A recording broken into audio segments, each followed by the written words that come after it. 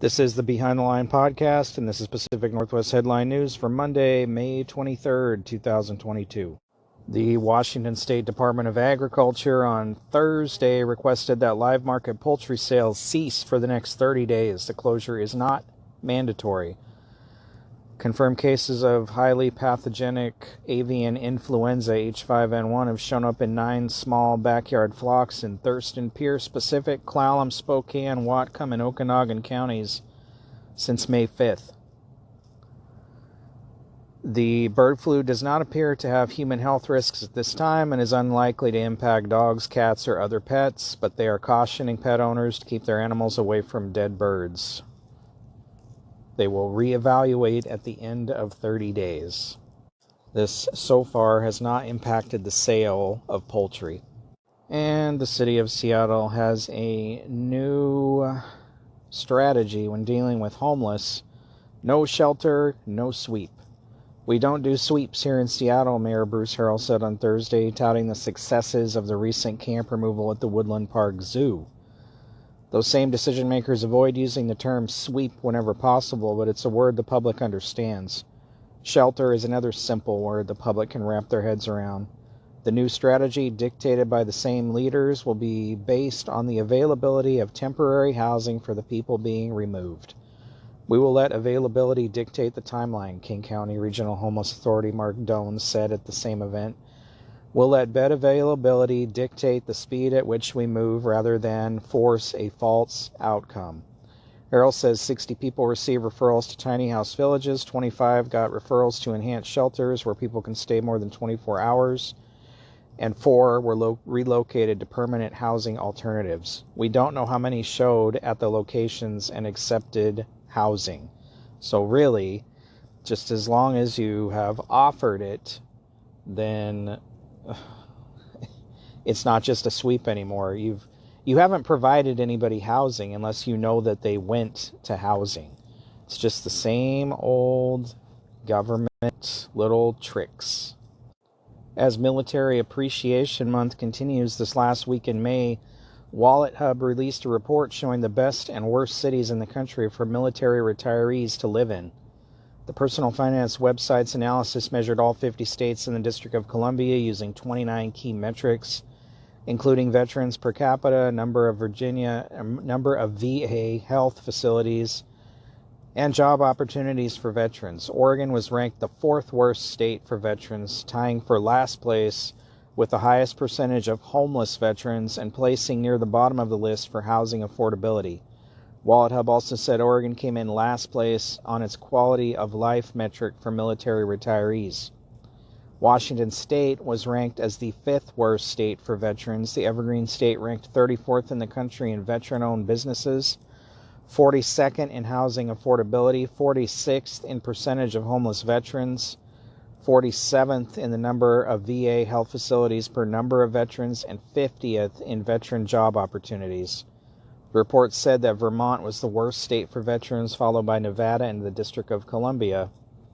The best states for military retirees were Virginia, Florida, Minnesota, Maryland, and New Hampshire, ranked in positions 1 through 5 respectively. It's pretty sad. We should be treating the people that served our country a whole lot better than what we are. Law enforcement agencies in Washington and Oregon are rolling out a statewide crackdown on seatbelt violations. The effort is part of the annual nationwide Click It or Ticket campaign. Local agencies will use federal funding to educate or write you a ticket about seatbelt and child seat laws. The Oregon Department of Transportation data from 2020 shows improper seatbelt use was a factor in 32% of deadly crashes in the state. The campaign will run through June 5th. You know what was probably 100% factor in deadly accidents? Speed and inattention to driving.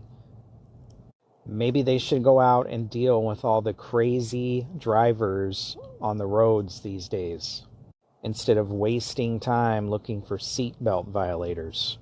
With everything going on right now, that's what we're going to spend our time and federal money on? Great. Hundreds, if not thousands, of students from across the Portland metro area gathered outside Portland City Hall Friday to rally for climate justice. an issue personal to many of them. It terrifies me that there's a possibility I may not be able to give my kids a safe planet to live on, said J.J. Klein Wolf, a student at Ida B. Wells High School and one of the event organizers. Klein Wolf said she and other organizers planned the event to call out what they describe as 4 big local contributors to climate change: the Oregon Department of Transportation, the Portland Business Alliance, Northwest Natural, and Zenith Energy. These 4 entities we're targeting as climate villains are not just standing doing nothing, she said. They're actively making the climate and environment worse.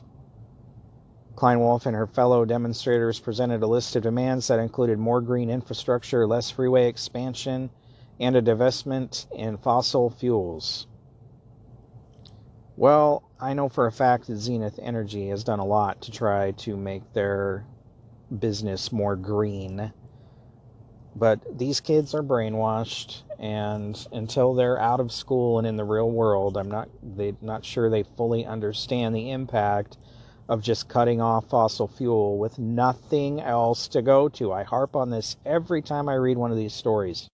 All these Democrats and these liberals, they want us to switch off the fossil fuel, but there's nothing even close for us to switch to be able to maintain our way of life right now.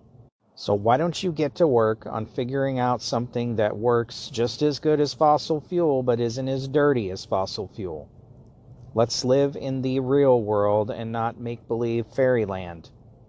And continuing on with our wonderful public school system, a substitute teacher was arrested on suspicion of molesting 4 female students in a classroom at a Southern California elementary school, authorities said. The alleged victims, ages 8 and 9 years old, told investigators the teacher touched them inappropriately in separate incidents at Adams Elementary in Santa Ana.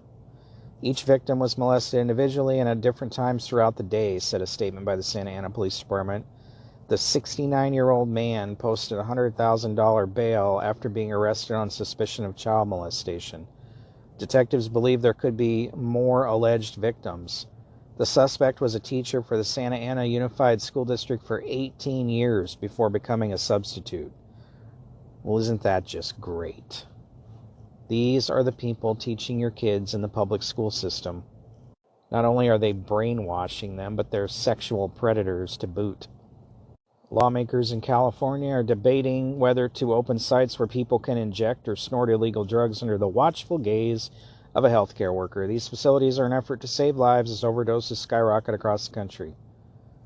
Instead of having people use drugs on the sidewalk when your kid is walking by, we want to give them a place where they can go inside, said State Senator Scott Wiener, Democrat, San Francisco, the sponsor of a bill to pilot facilities in Oakland, San Francisco, and Los Angeles. The last time supervised injection facilities were on the table in California in 2018, the bill progressed all the way to Governor Jerry Brown's desk. He vetoed it. Why don't we stop making it okay to use illegal drugs? Drugs that kill you. Washington, Oregon, California, they all look the other way while these people use illegal drugs for whatever reason. Stop normalizing this behavior. By doing nothing, you are saying it's okay. Just look around these big cities on the West Coast and see the results of your normalizing all this behavior and allowing drugs and theft and homelessness. It all goes hand in hand. These West Coast cities are like a third world country. Even worse in some places. This has been Pacific Northwest Headline News. For more, visit BehindTheLinePodcast.com. Thanks for listening.